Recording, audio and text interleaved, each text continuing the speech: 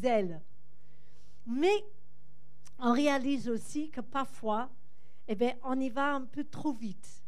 Et moi, j'étais très douée au début. J'avais le ministère bouche-trou. Vous connaissez le ministère bouche-trou? À l'église, vous avez besoin de quelqu'un à la garderie? Je suis. Quelqu'un à la cuisine? Je suis. Quelqu'un pour prier? Je suis aussi. Et d'un coup, on arrive et dit, mais qu'est-ce qui se passe là? Est-ce que c'est vraiment mon appel? On a parlé tout à l'heure. Ou est-ce que je devrais juste être un servant disponible tout le temps avec un sourire? Oh, elle est toujours gentille, Julia. Elle sourit tout le temps. Ils ne savent pas que je suis crevée. Hein? Mais je regardais les gens, mais ce n'est pas la gloire de Dieu. Oui, mais d'être au bord du chemin complètement épuisé et qu'on peut nous ramasser à la petite cuillère, finalement, ce n'est pas vraiment à la gloire de Dieu. Et que régulièrement, on a besoin d'un bon samaritain pour venir nous ramasser. Et on prend du temps pour se fortifier. Et ensuite, on repart aux plus belles. On recommence.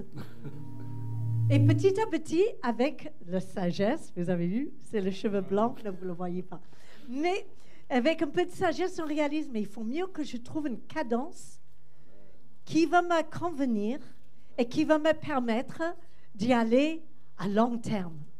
Parce que quand je me suis convertie à 20 ans, j'ai pensé déjà, je voulais servir Dieu jusqu'au bout de ma vie. Qui veut servir Dieu jusqu'au bout? Est-ce que vous savez combien de jours vous êtes comptés? Non. Mais tous ces jours qui sera confié à moi, je veux qu'il soit pour la gloire de Dieu. D'accord? Mais s'il faut que je sois en bonne santé, en bonne forme, dans ma tête, dans mon cœur et dans mon corps, eh bien, il faut mieux que je trouve ma cadence. Et ce cadence, il va changer chaque décennie, normalement. Hein? D'abord, il y a les enfants, ils sont en bas âge. Mais vous savez, le fait que j'ai eu le petit dernier, il était 7 ans après les 3 autres. J'ai calculé l'autre jour, j'ai parlé à mon fils qui devrait se lever tôt pour y aller au travail. Je dis, mais je me suis levée tôt pour amener mes enfants à l'école pendant 20 ans. 20 ans, je me suis levée tôt. Alors maintenant, si je peux dormir, je mérite. Alléluia. Et on va donner d'un côté, mais on va se reposer de l'autre. Alors, qu'est-ce que j'essaie de vous dire?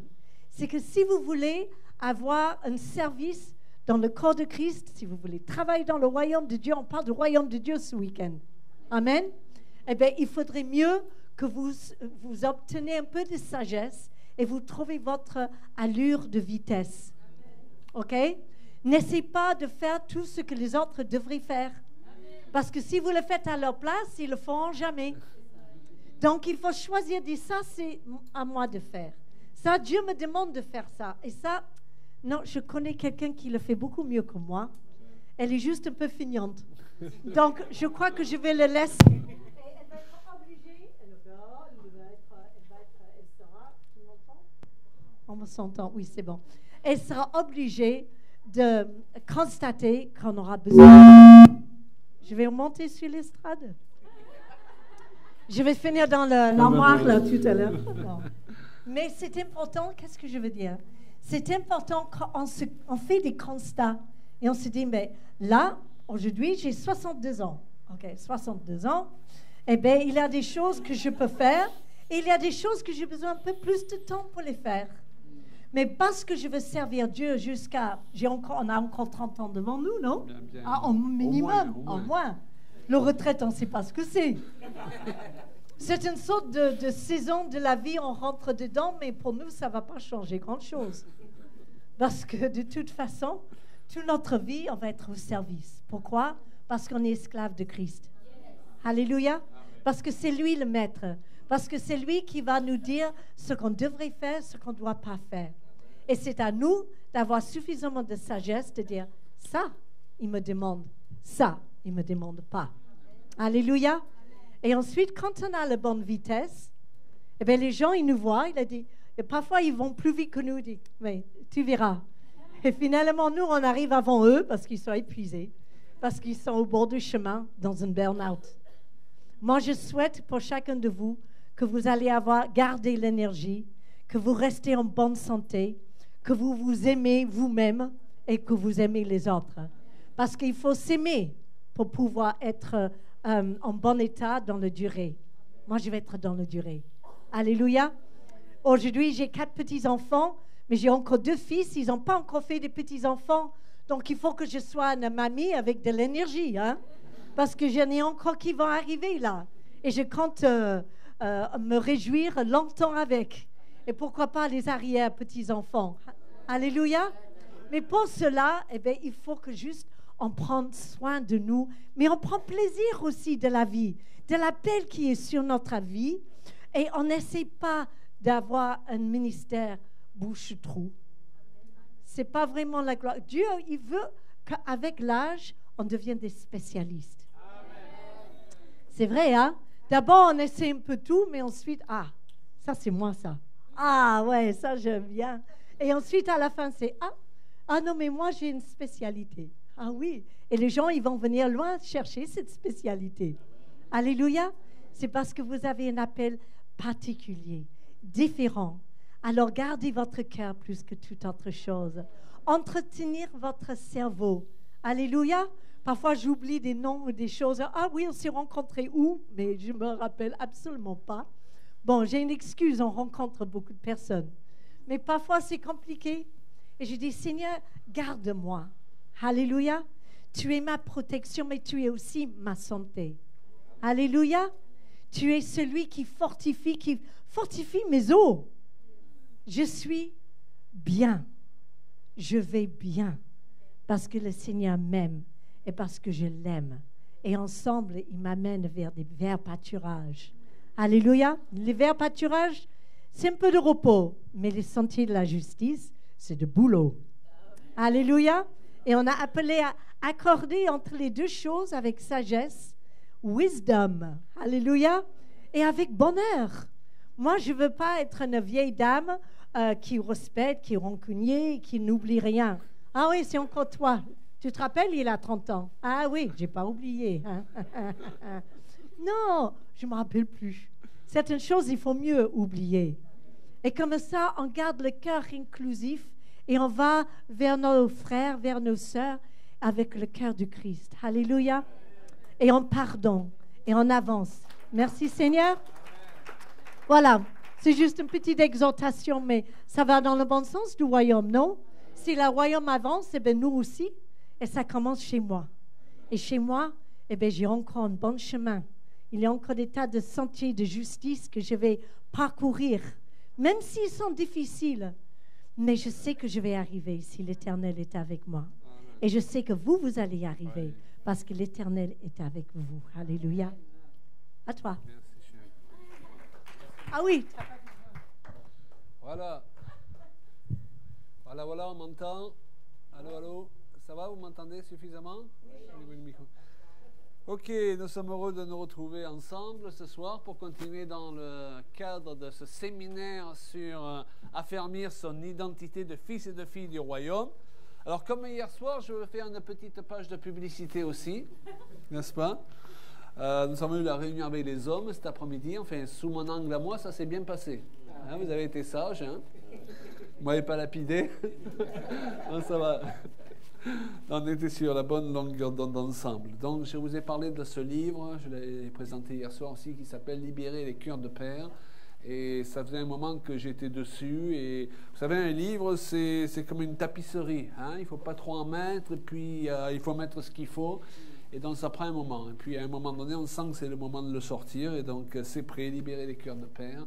Où nous parlons de l'importance de se lever en tant qu'homme dans cette société, dans l'Église, en tant que père et en tant que mari.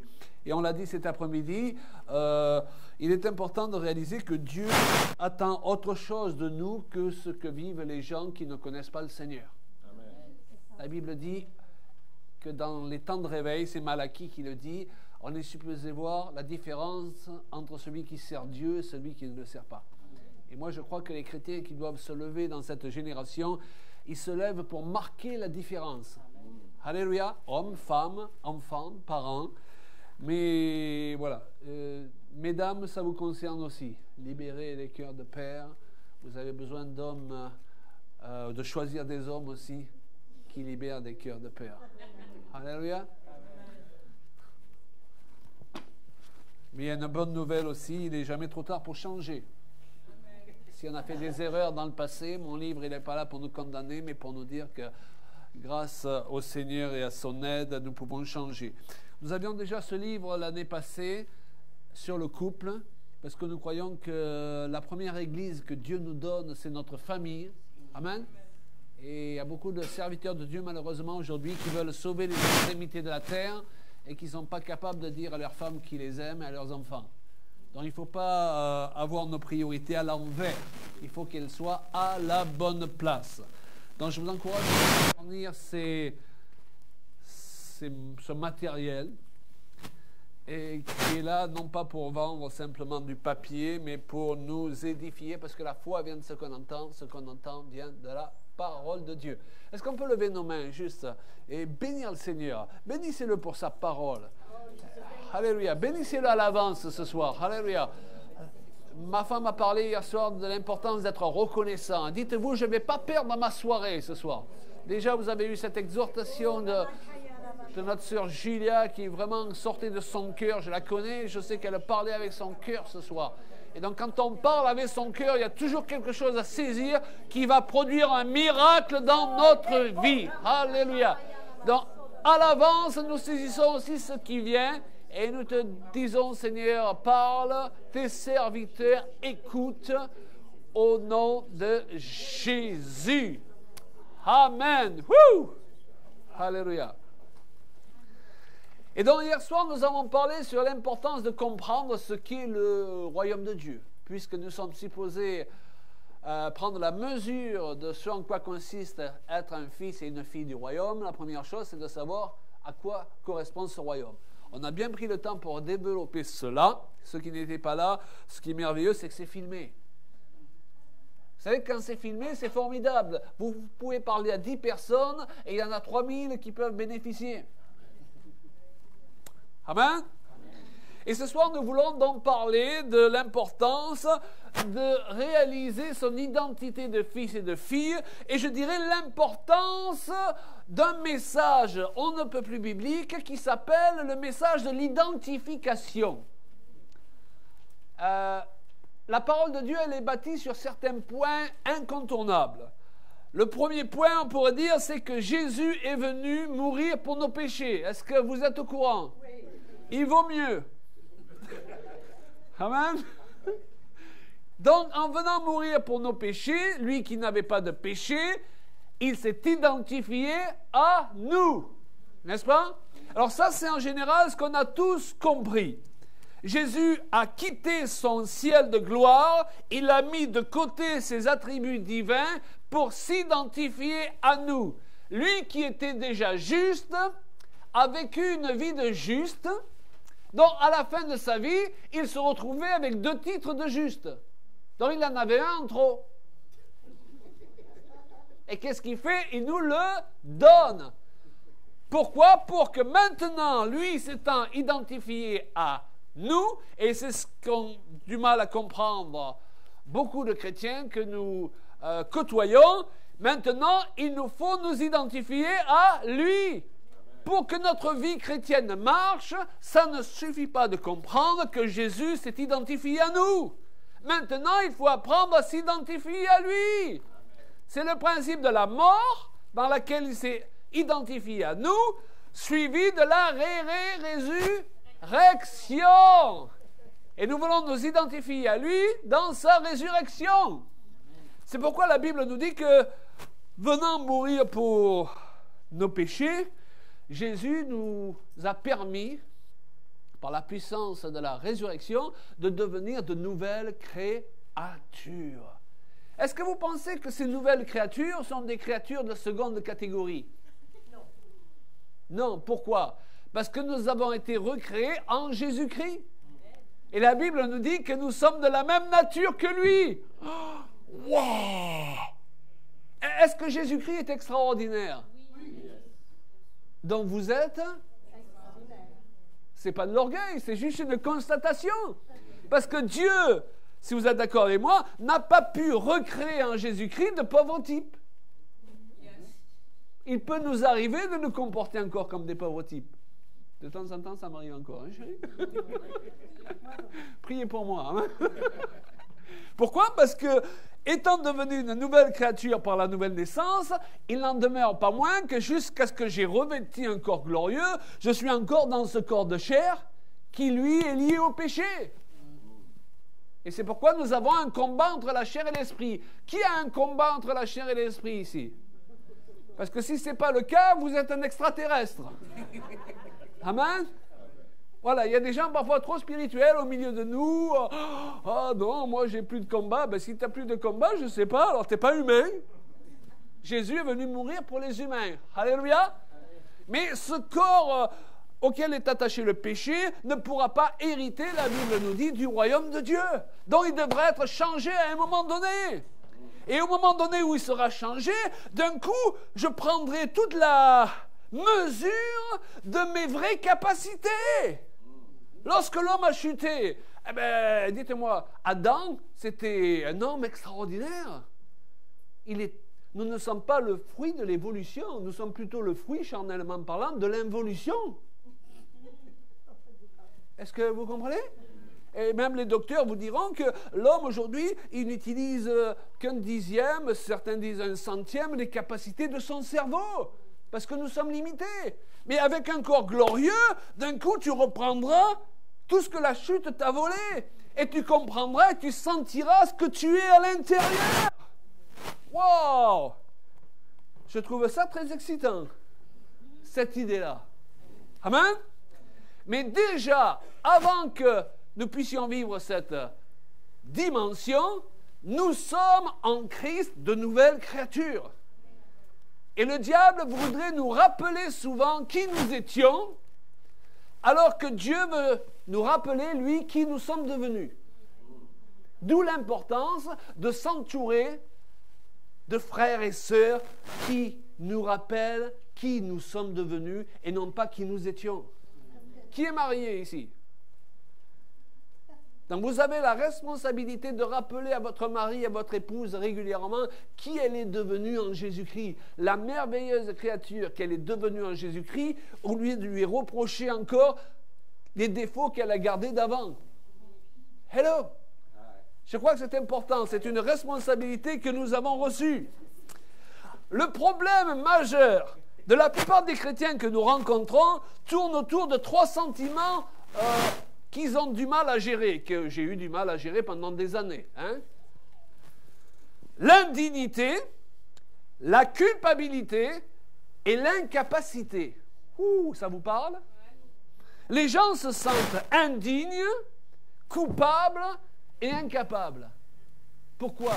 À cause de ce corps de chair. Tout le monde est venu avec son corps de chair ce soir? Vous avez vu que ce n'est pas possible de le laisser à la maison, hein? On est obligé de le tirer. Souvent, il ne veut même pas venir aux réunions. Vous avez remarqué? On est obligé de le forcer à venir, quoi. Et de dire, hey, c'est l'esprit qui va décider, c'est pas toi. Alors, nous nous sentons régulièrement indignes, coupables et incapables. Et le problème, c'est surtout que nous nous croyons alors indignes, coupables et incapables. Et nous touchons là à l'incompréhension de la base même du message de l'Évangile. Nous ne sommes plus ce que nous étions, nous sommes devenus de nouvelles créatures, des fils et des filles du royaume.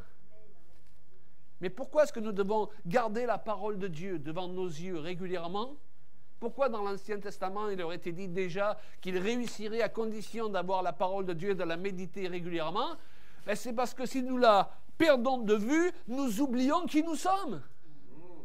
Et un homme qui oublie qui il est, finit par se comporter comme qui il n'est pas. Chaque fois que nous avons oublié la noblesse de notre rang de fils et de filles du royaume, c'est là que nous commençons à parler à notre femme comme on n'est pas supposé lui parler. C'est comme ça qu'on commence à parler à notre époux comme on n'est pas supposé lui parler. C'est comme ça qu'on commence à parler à nos parents comme on n'est pas supposé leur parler. À nos enfants comme on n'est pas supposé leur parler.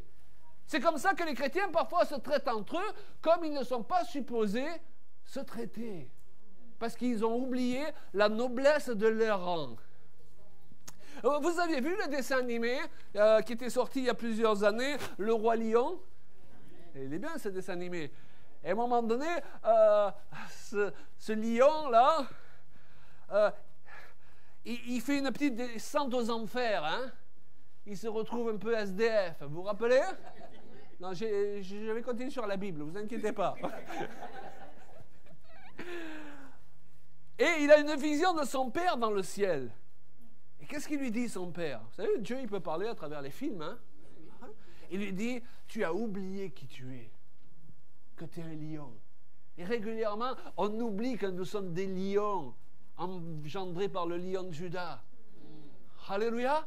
Et c'est pourquoi il faut qu'il y ait des prédicateurs comme moi ou comme d'autres qui vous le rappellent.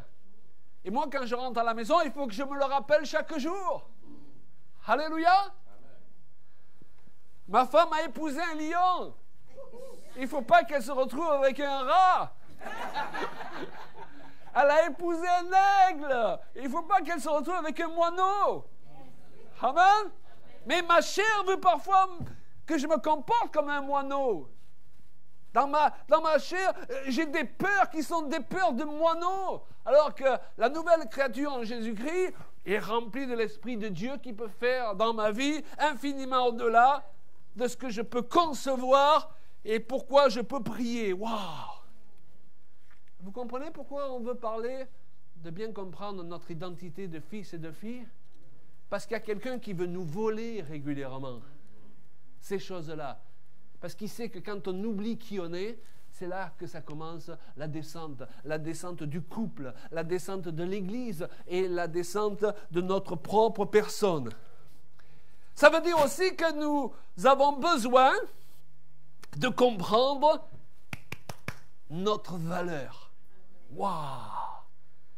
Je ne sais pas, mais parfois, j'ai entendu, pendant toutes ces années de vie chrétienne, des messages du haut de l'estrade qui nous disaient toujours à quel point on n'est rien, moins que rien, petit. On a envie de disparaître sous la carpette, vous savez? Vous connaissez ces messages-là? On n'est pas supposé dire aux gens à quel point ils sont rien, mais au contraire, leur annoncer à quel point ils sont devenus quelque chose par le sacrifice de Christ et sa résurrection. Donc souvent, on prêche un message en partant dans la mauvaise direction. Rappelez-vous hier soir, ce n'est pas le bon message. Réalisez, mes amis, wow, la Bible dit que lorsque nous étions encore pécheurs, nous avons tous été pécheurs à une époque, on est bien d'accord? Il n'y a personne ici qui n'a jamais péché? Sinon, approchez-vous, on va chasser l'esprit de mensonge. Alors que nous étions encore pécheurs, Dieu nous a estimé un si grand prix qu'il a donné pour nous la vie de son Fils unique. Ça, c'est la base de l'Évangile. Waouh! C'est-à-dire, Dieu nous a regardés, n'a pas dit « ces gens sont sans valeur ». Il a dit « je suis prêt à donner ce que j'ai de plus précieux ». Voilà à quel prix je les estime. Amen. Dieu n'a pas dit « je vais donner pour leur vie un ange qui est au ciel, mais qui ne nous sert à rien, personne ne verra qu'il est parti sur terre et qu'il n'est plus là ». OK? Il a donné ce qu'il avait de plus cher, son Fils unique. Et on pourrait dire qu'il s'est donné lui-même, Dieu, parce que Jésus est Dieu. Amen.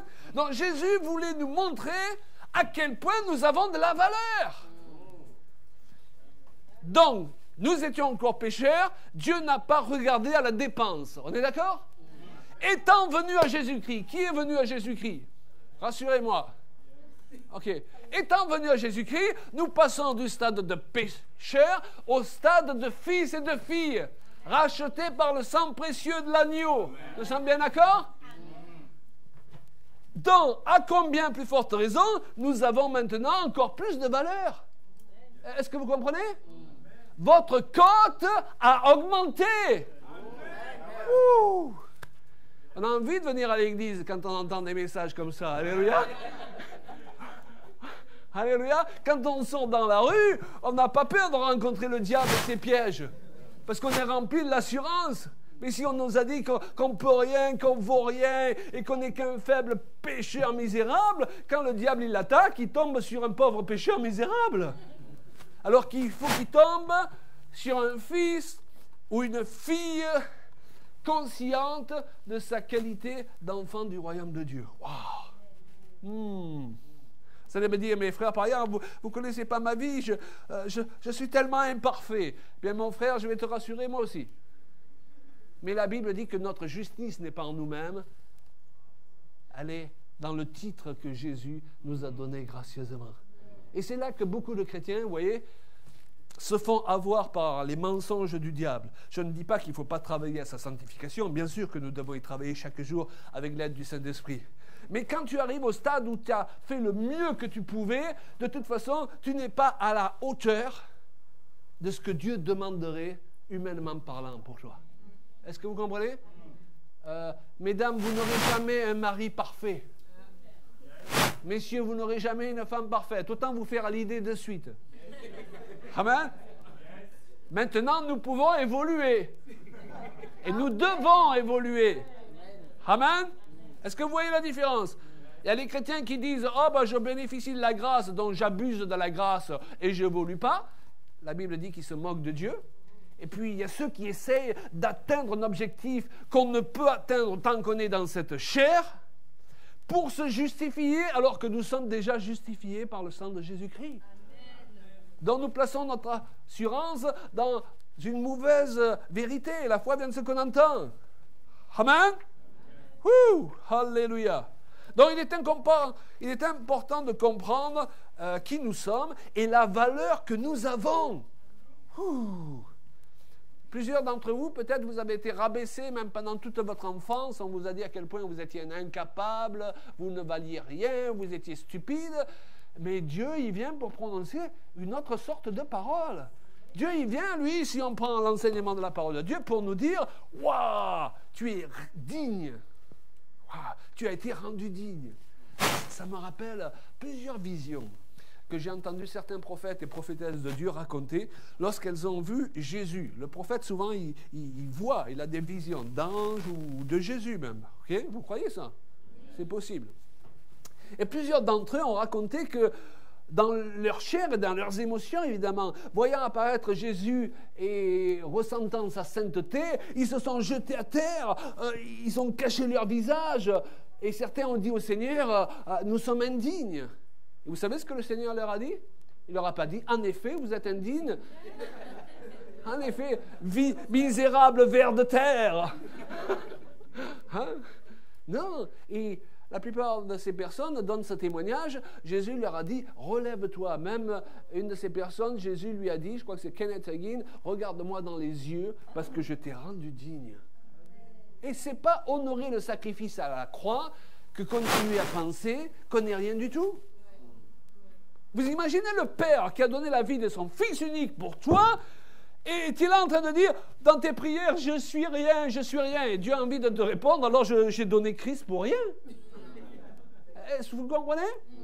La religion veut nous planter au stade de notre indignité.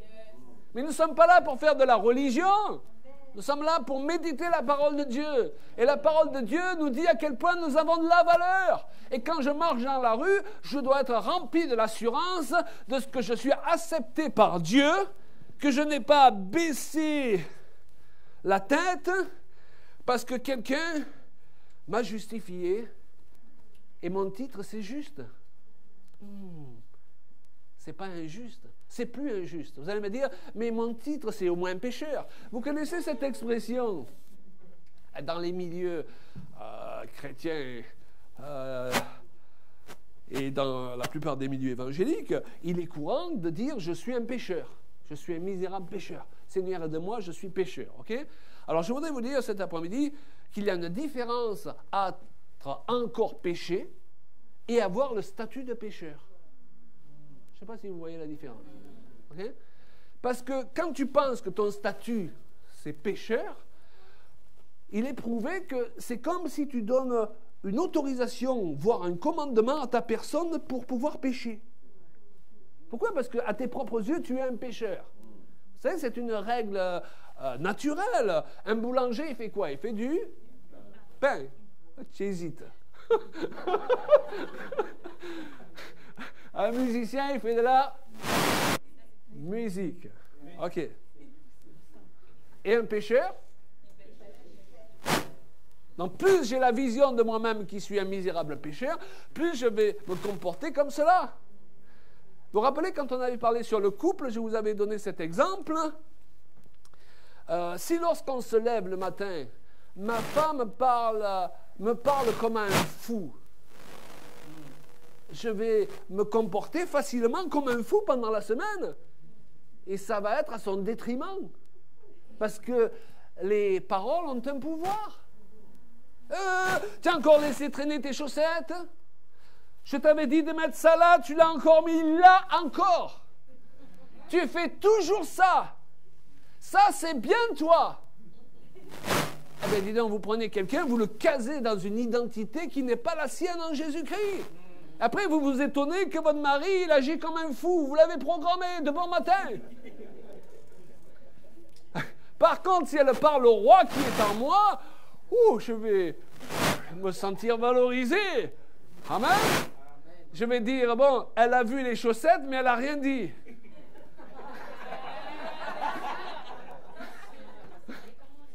Alléluia. Alors et vous savez ce que ça va produire? Ça va produire que je vais avoir envie de les ramasser, sans qu'on me fasse de réflexion. Et la vie chrétienne, vous avez remarqué que plus on fait des efforts avec la chair pour plaire à Dieu, moins on y arrive. Mais plus on se laisse remplir de l'amour et de la justice de Dieu, plus on exprime naturellement cet amour et cette justice. Et ça, c'est tout le fondement de la vie chrétienne, que la religion veut nous voler régulièrement. Amen. Parce qu'il y a, on vous avait, je crois, partagé cela, et on en parle dans le livre, voilà. Il y a en chaque homme un fou et un roi, à cause de la chair et de l'esprit. Il y a en chaque femme une reine et une folle. Amen. Voilà. Pour qu'un couple fonctionne, qui est marié? Pour qu'un couple fonctionne, il faut s'assurer que ce n'est pas un vieil homme qui continue à vivre avec une vieille femme. Et je ne parle pas de l'âge. Je fais allusion au fait qu'étant venus à Christ, nous sommes devenus des hommes nouveaux et des femmes nouvelles. Donc la vieille femme, c'est la chrétienne qui continue à penser comme la vieille créature. C'est le chrétien qui, malgré qu'il est sauvé, il continue à avoir une mentalité de vieil homme. Et quand vous mettez un vieil homme avec une vieille femme ensemble, ça fait des étincelles. Pourquoi? Parce que le vieil homme, c'est un râleur. Et la vieille femme, c'est une chipie. Soyons honnêtes. Et c'est ce que nous redevenons chacun quand nous oublions qui nous sommes. Wouh! Amen? Mais un homme nouveau qui vit avec une femme nouvelle, aussi imparfait soit-il, ça va aller vers l'évolution au lieu d'aller dans l'autre sens. Ça fait 40 ans que nous sommes mariés avec Julia. Je n'ai jamais été aussi amoureux de ma femme. Alléluia. Mais ça ne doit pas être exceptionnel, ça. Ça, c'est la normale de Dieu. Est-ce que vous comprenez? C'est parfois devenu exceptionnel, même dans nos milieux évangéliques. Donc, il faut revenir aux normes de Dieu. Hey!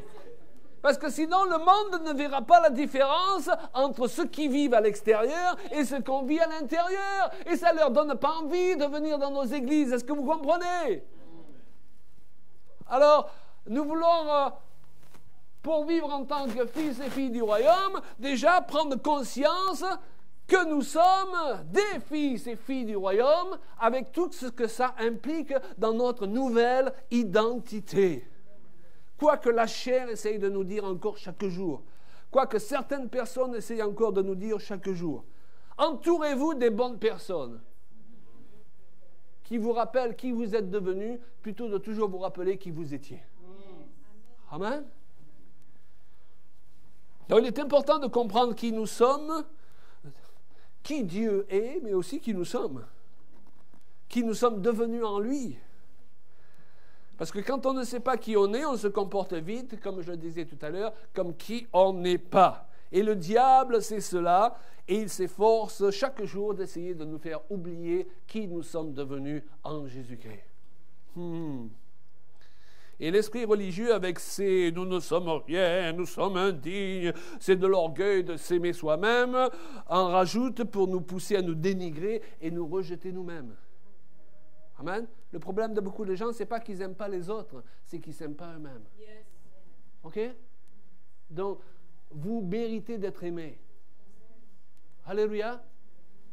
Vous méritez de recevoir l'estime des autres. Vous méritez d'avoir une femme qui prend soin de vous. Vous méritez d'avoir un homme qui vous chérisse et qui prend soin de vous. Ça, c'est le royaume de Dieu. Le reste, je ne sais pas d'où ça sort, mais ce n'est pas ce que Dieu il avait prévu. C'est ce que la religion nous a amené par-dessus. Et quand je parle de religion, je ne parle pas obligatoirement des catholiques et des protestants. Restons parmi les évangéliques.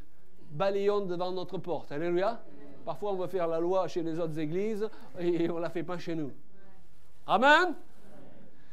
Et c'est pourquoi ce soir, j'aimerais, dans la dernière partie de ce message, j'aimerais vous bénir. Vous aimez la bénédiction? Mais la question est, est-ce que vous avez droit à la bénédiction? Oui? Pourquoi? Parce que, ouais, bien, très bien, 10 sur 10. Voilà. Écoute, ça mérite 50 €, tu demanderas à ton père tout à l'heure. OK? Alléluia. Mais tu dis que c'est de ma part, hein? Oui. Beaucoup de gens ne peuvent pas recevoir la bénédiction parce qu'ils continuent à penser qu'ils sont indignes. Or, la Bible nous dit, approchons-nous avec assurance du trône de la gloire. Du trône de la grâce, plus précisément. C'est quoi s'approcher avec assurance? C'est pas s'approcher avec orgueil. C'est être conscient de sa faiblesse, tout en étant en même temps conscient de sa justice en Christ. Et que Dieu va nous regarder à travers le sang de Jésus-Christ. Et non pas parce qu'on a tout fait bien cette semaine. Ouh! Voilà comment nous devons avoir de l'assurance. Pas de l'assurance en nous-mêmes, mais de l'assurance en lui. Alors, sous l'Ancienne Alliance, il y avait une prière que le sacrificateur, et à l'époque Aaron, c'était la prière d'Aaron, c'est devenu la prière d'Aaron, devait prononcer sur le peuple chaque année. Mais je voudrais vous dire que sous l'Ancienne Alliance, les hommes et les femmes qui servaient Dieu n'étaient pas enfants de Dieu. Vous savez pourquoi? Parce que Christ n'était pas encore venu donner sa vie. On ne peut devenir enfant de Dieu qu'à travers le sacrifice de Christ. Donc, ils étaient aimés de Dieu, ils servaient Dieu, mais ils n'avaient pas le statut d'enfant de Dieu. Merci. Et même les sacrifices qu'ils offraient avaient pour but même d'entretenir leur mauvaise conscience. Pour qu'ils se rappellent que même en sacrifiant des taureaux, des agneaux, ce n'était pas le sang des animaux qui pouvait les purifier. Ils faisaient ça d'une manière prophétique, en vue du Messie qui devait venir. Amen? Donc, sous l'Ancienne Alliance, les péchés ne sont pas pardonnés dans le sens où ils le sont sous la Nouvelle Alliance.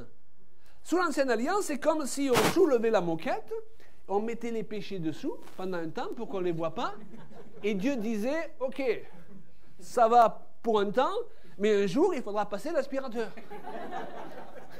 Excusez-moi, je n'ai pas de meilleur... C'est pas mal, hein? OK?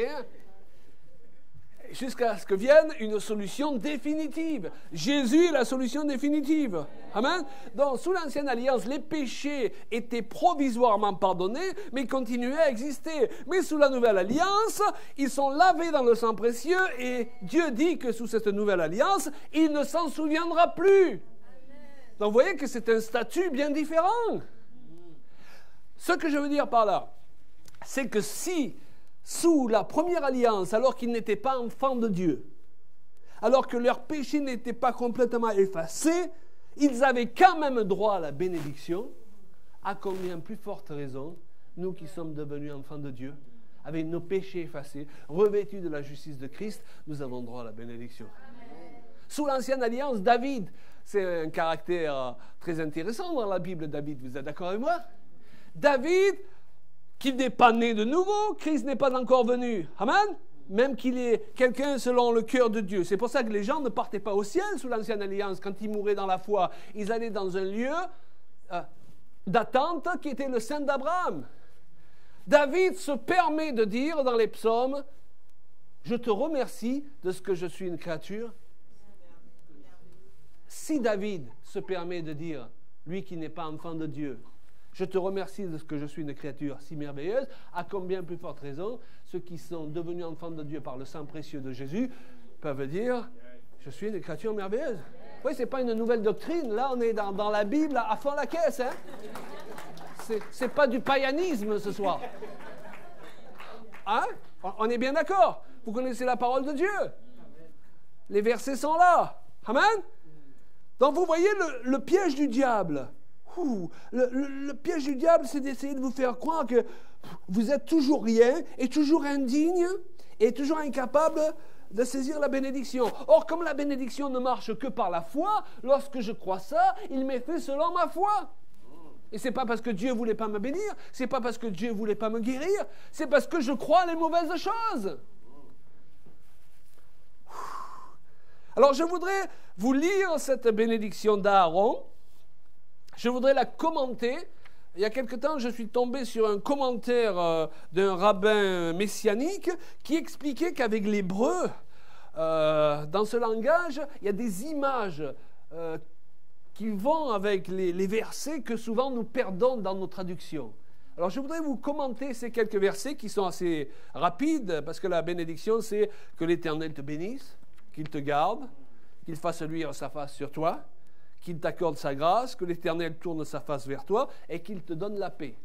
Amen. Mais là, on perd beaucoup de ce que Dieu veut nous dire.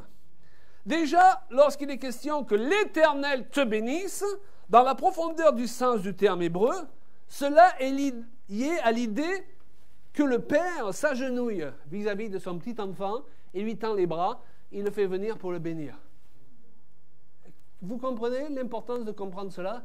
C'est que Dieu, ce n'est pas le Dieu qui nous prend de haut en nous disant « Hey, tu veux être béni, toi? Viens et que ça aille vite, hein? » Dieu, il se met à ta portée. Est-ce qu'il ne s'est pas mis à ta portée en Jésus-Christ? Il te tend les bras parce que Dieu est un Père. Et le Père te bénit. Waouh! Dans l'instant où je prononcerai que l'Éternel te bénisse, recevez dans cet état d'esprit la bénédiction de Dieu. Ne recevez pas la bénédiction d'un Dieu lointain. Il va me bénir. Ça devient tellement abstrait. Et qu'il te garde. L'idée là est que Dieu t'entoure d'une haie d'épines. Il te garde. Il t'entoure d'une haie d'épines pour te protéger et empêcher Satan de t'atteindre. Parce que Dieu veut veiller sur ton âme, ton esprit, ton corps.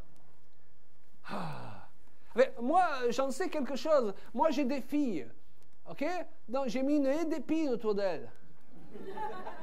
Et je l'ai dit à leur mari, hein, vous avez intérêt de prendre soin d'elles, sinon je viens les rechercher.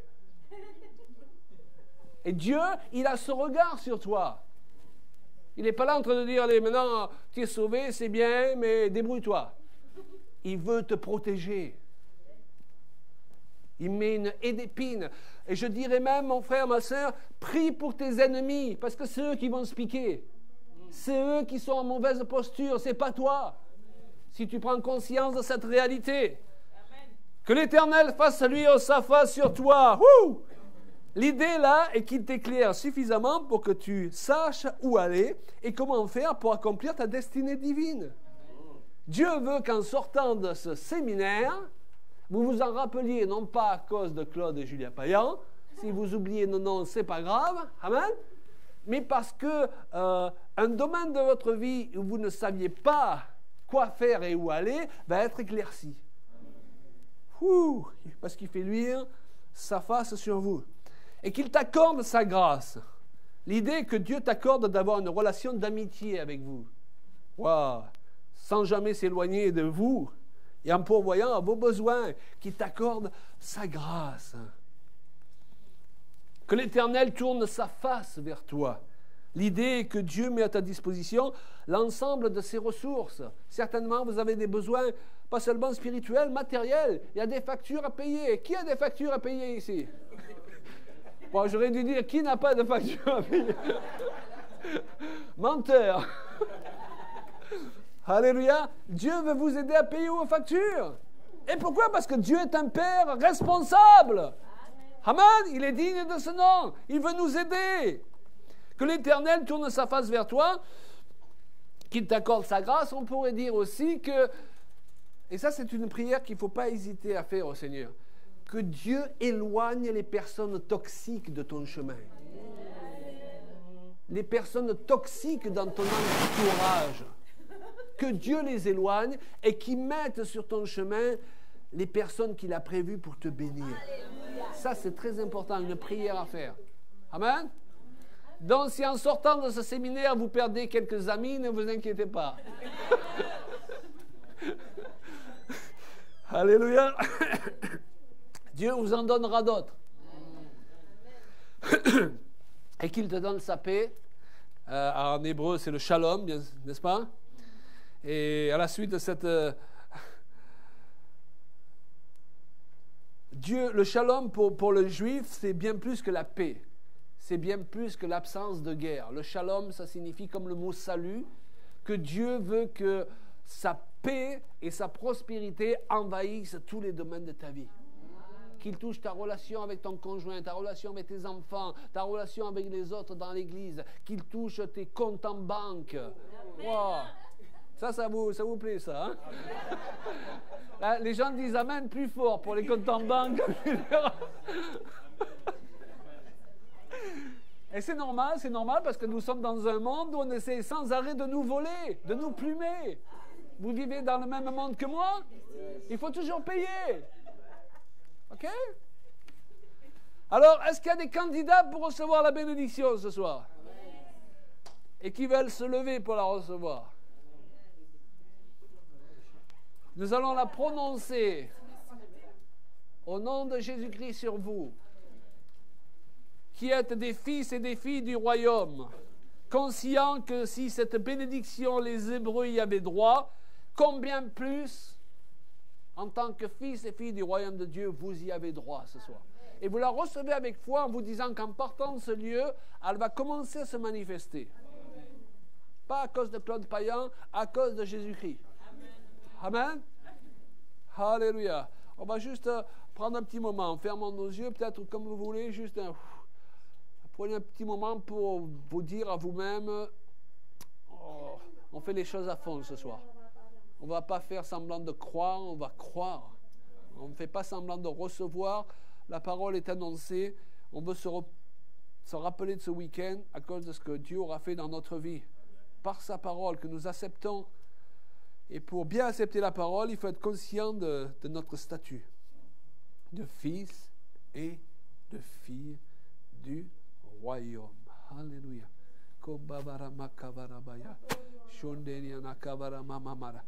Peut-être il y a un domaine particulier où tu as besoin d'être visité. Et donc nous nous assemblons avec toi ce soir. C'est peut-être ton couple, c'est peut-être tes finances, c'est peut-être un autre domaine particulier. Nous sommes assemblés les uns avec les autres ce soir, en toute compassion les uns pour les autres, parce que ce monde n'est pas toujours simple de vivre dans ce monde. Il y a des moments où on a envie de jeter l'éponge, parce qu'on oublie qui on est.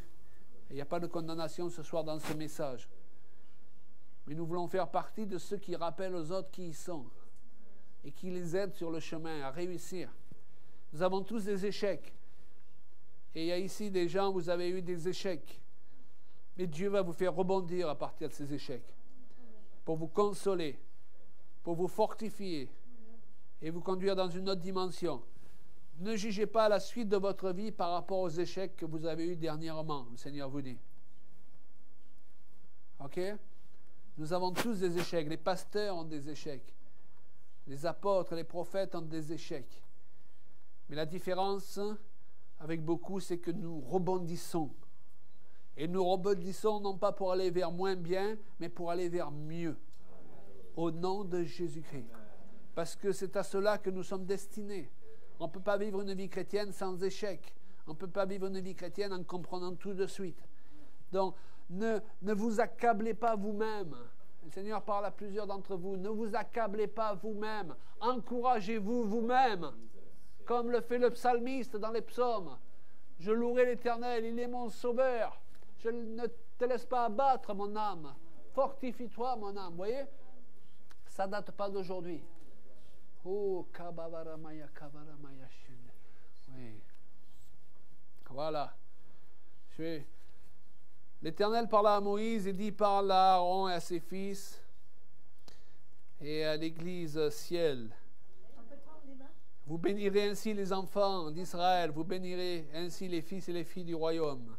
Et vous leur direz: que l'Éternel te bénisse. Alléluia. Le Père se met à ton niveau. Il te tend les bras et te bénit. Qu'il te garde. Une haie d'épines autour de toi. Commence à la visualiser. Comme Dieu qui a dit à Abraham, là, regarde les étoiles du ciel. Voilà. Essaye de comprendre ce que je veux faire. Une haie d'épines. Cesse d'avoir peur de tes ennemis. C'est à eux d'avoir peur de toi. Que l'Éternel fasse luire sa face sur toi. Oh, qui t'éclaire dans les domaines où c'est confus. Qui t'éclaire à faire les bons choix. Un bon mari, une bonne épouse. Qui t'éclaire pour savoir où investir, où ne pas investir. Au nom de Jésus, qu'il t'éclaire. Qu'il t'accorde sa grâce. Qu'il fasse de toi plus qu'un enfant, qu'il fasse de toi un ami.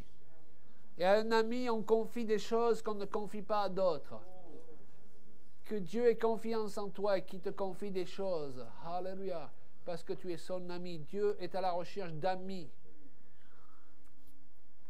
Que l'Éternel tourne sa face vers toi.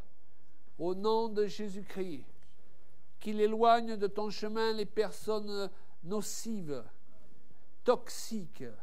Les personnes qui cherchent qu'à profiter de toi. Les personnes qui sont de mauvais conseils. Nous les bénissons. Parce que nous voulons leur bien.